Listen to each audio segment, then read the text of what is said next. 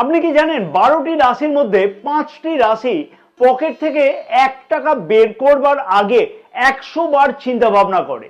বৈদিক জ্যোতিষশাস্ত্র অনুযায়ী এরা কৃপণ নাকি অতিরিক্ত হিসাবী।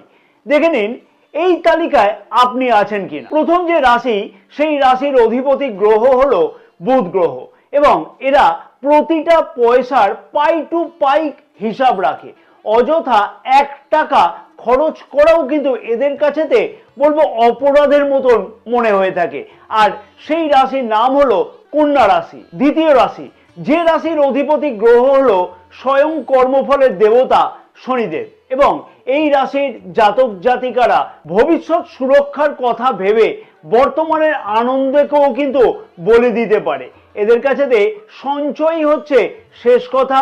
আর সেই রাশির নাম হলো মকর রাশি। তৃতীয় রাশি হলো একটি পৃথ্বীতত্ত্বের রাশি আর যার অধিপতি গ্রহ হলো শুক্র গ্রহ এবং এই রাশির মানুষেরা আর্থিক স্থায়িত্ব খুব ভালোবাসে।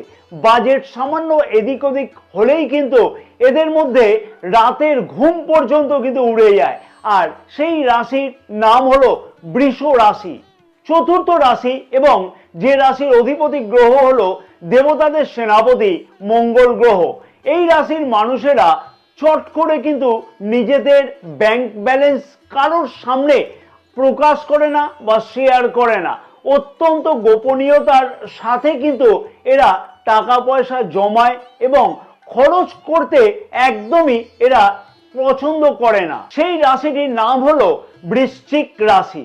পঞ্চম এবং সর্বশেষ রাশি, যার অধিপতি গ্রহ হলো স্বয়ং কর্মফলের দেবতা শনিদেব এবং এই রাশির মানুষেরা অপ্রয়োজনীয় বিলাসিতায় একদমই কিন্তু বিশ্বাসী নয়। কোথায় বিনিয়োগ করলে লাভ হবে সেই চিন্তায় কিন্তু এরা অতিরিক্ত হিসাবী হয়ে ওঠে। সেই রাশির নাম হলো কুম্ভ রাশি। আপনার চেনা বন্ধুদের মধ্যে সব থেকে কৃপণ কে আর তার রাশিটি কি, কমেন্টস করে কিন্তু জানাতে ভুলবেন না। চ্যানেলটি সাবস্ক্রাইব করে রাখবেন। জয় মাতারা।